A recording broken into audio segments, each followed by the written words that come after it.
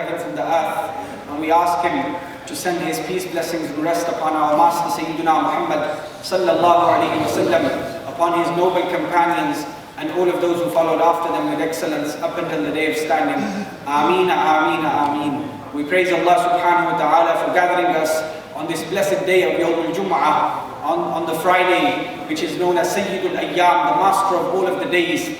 And this day is in particular a special day in that it comes after the 15th night of Sha'ban, concerning which the Prophet sallallahu alaihi wasallam informed us that the night the night that has passed was surely a blessed night in which the mercy of Allah subhanahu wa ta'ala descends to the sky of the world from Maghrib all the way up until Fajr.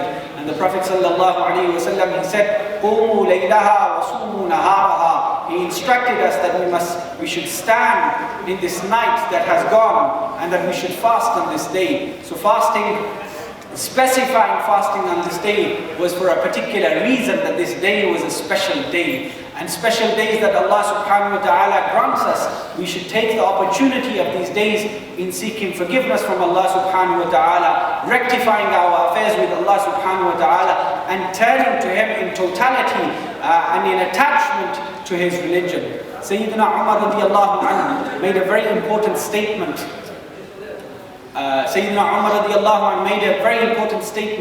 Which is a statement that we must take to heart, and we must take it as the measure and the threshold of our lives. Sayyidina Umar radiallahu anhu, he said, "Deenaka deenak, lahmaka wa damak." He said, take this religion of yours as your blood and flesh. He said, take this religion of yours as your blood and flesh. I.e., the way we protect our flesh from harm and disease, and the way we want to protect our blood from harm and disease, the way we protect our lives from decay and disease, this is the same way we should be protecting our religion from decay, from disease and from harm. And this is how the early Muslims would treat their religion. They would grab onto their religion so much and with such strength that no desire of this world, no temptation of this world could ever come between them and the practice of their religion, could ever come between them and standing up in the face of the shaitan, of the devil, in tempting a person away from their religion. This religion is important to us. This religion is everything that we have. This religion is our success in this world and in the next world. And so long as we are attached to this religion of Allah subhanahu wa ta'ala, Allah will grant us honor. Allah will grant us victory. Allah will give us respect in this world and in the next world. But so long as we keep away from this religion, we turn our backs towards this religion, we deem this religion to be something for the people of the masjid, something that the Maulvis have and that's it. No, this religion of Allah subhanahu wa ta'ala, it was sent to transform lives. And it transformed lives over hundreds and hundreds of years. The Sahaba radiallahu anhum, the way they were attached to this religion and the way they were able to transform their lives from a lifestyle that was entirely worldly, a lifestyle that was totally different to this heavenly lifestyle, is clear evidence that this religion is our success point. One of the companions of the Prophet sallallahu alaihi wasallam, Sayyidina Abdullah bin Huzafa as-Sahmi radiyallahu anhu, he was sent out by Sayyidina Umar ibn al-Khattab as a general of a Muslim army to Rome. The Muslim army went and they lost the battle. And as they lost the battle, they were captured by their enemies. And the Roman emperor and the Roman king took them into his palace. And he had heard much about the companions of the Prophet sallallahu alaihi wasallam, and how that the temptations of this world would never part between them and their religion, and how that they were people of strength and vigor and people of such power that nothing could come between them and the religion of Allah subhanahu wa ta'ala. So he said to Sayyidina Abdullah bin Hudhafa as-Sahmi, who had now been captivated and been brought into his palace, said to him, "Oh Abdullah, I will make you partner in my kingdom upon the condition that you leave your religion. Leave your religion and I will give you half of my kingdom. Half of what I have is yours. I'll make you my partner." Upon hearing this, Sayyidina Abdullah bin Hudhafa as-Sahmi instantly said, "La." He said, "No."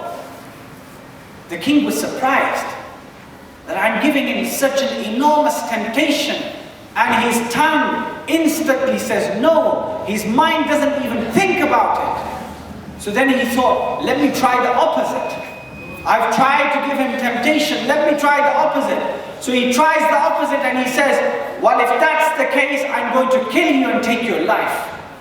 And Sayyidina Abdullah replies with the same reply, and he says, La, I'm not going to leave this religion through the temptation of this world or through fear of death. It's impossible. Then some scholars mention, then he locked up Sayyidina Abdullah bin Hudhafa as-Sahmi, and there he sent in some of the most beautiful women of Rome. He sent in some of the most beautiful women of Rome to temptate him, to give him temptation through desire, perhaps that he will leave this religion. Those women, they stayed with him for some time, and they returned to the king, and they said, we've been sent to many people before this man. Is he even a human being? He never moved an inch when we tried to tempt him. When the king heard this, he wasn't really surprised, because he had heard of how the companions of the Prophet ﷺ had submitted to the religion of Islam such that the temptations of the kings of this world could not change them and move them. So he called in Sayyidina Abdullah bin Hudhafa as-Sahmi, and he said to him, I've given you temptation, I've given you fear, I've presented desire to you, but you have no change. The next option is that he instructed for an enormous pot to be bought, and oil to be placed in that pot and boiled. And he said to Sayyidina Abdullah, now I'm going to take one man from your army and I'm going to throw him into this pot. And he did so. Sayyidina Abdullah bin Hudhafa as-Sahmi said, I was inches away from that pot, and I saw when my friend was thrown in that his skin dissolved from his bones within seconds. Within seconds, he had no flesh left upon his bones. The king said to him, if you don't leave this religion of yours, you're next. Sayyidina Abdullah said, La, there's no leaving of this religion. So he sent him. He instructed his soldiers to take him and said, take him the same way. As Sayyidina Abdullah bin Hudhafa as-Sahmi was going, the soldiers, they saw that he began to cry. They saw tears in his eyes. They informed the king, and the king said, bring him back. He brought him back, and the king said, was it due to your wife that you remembered that you began to cry? Was it your children that you remembered that you began to cry? Was it that you saw death before your eyes and you began to cry? Listen to the answer of Sayyidina Abdullah bin Hudhafa as-Sahmi radiyallahu anhu, who had attachment to this religion such that the temptations of wealth could not turn him away from this religion. The temptations of women and desire could not turn him away from this religion. The fear of death could not turn him away from this religion. Listen to the answer of Sayyidina Abdullah bin Hudhafa radiyallahu anhu. He said, it was not the remembrance of my wife that I shed tears. It was not the remembrance of my children that I shed tears. It was not the fear that my life was going that I shed tears, but rather I shed these tears in sorrow that I have only one life to present to Allah subhanahu wa ta'ala. Only if I had 1,000 lives, then I would have sacrificed each and every one of them for this religion and to save my religion in my heart. I would have given 1,000 lives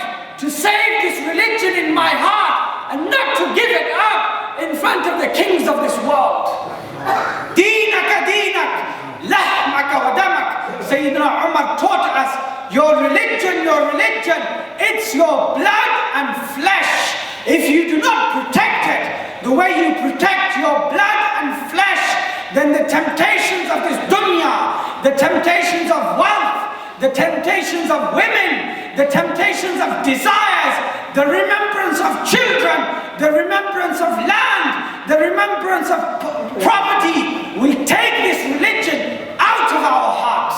Sayyidina Abdullah, he said, it wasn't my wife that made me shed these tears. It wasn't the remembrance of my beautiful children, but rather these tears were tears of sorrow that I only have one life to present to Allah subhanahu wa ta'ala. When the king heard this answer, it was as if the king became a captive slave and Sayyidina Abdullah became the king. The king said to him, "O Abdullah, upon hearing such attachment to your religion, I free you. I free you." But Sayyidina Abdullah said, "I don't want freedom like this. I want it conditioned. And the condition is that if you free me, you have to free all of the Muslim army." And the king said, "Come and kiss my forehead and I will free all of you." Sayyidina Abdullah stood and kissed his forehead and had all of the Muslim army freed. Why? Because he was a man who the temptations of wealth, the temptations of this world did not come in between him and his religion. And when he returned to Madinah al-Munawwara, Sayyidina Umar radiallahu anh said to the Muslims, "Stand up and kiss the head of Abdullah bin Hudhafa as-Sahmi."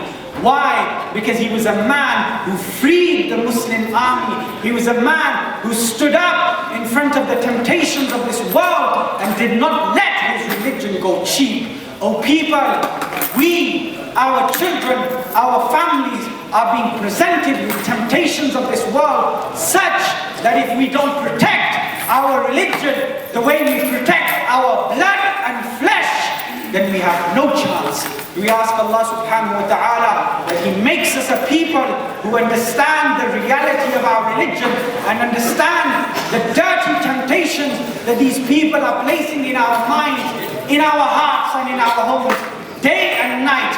Otherwise, we will be losers, but we have to be people of success.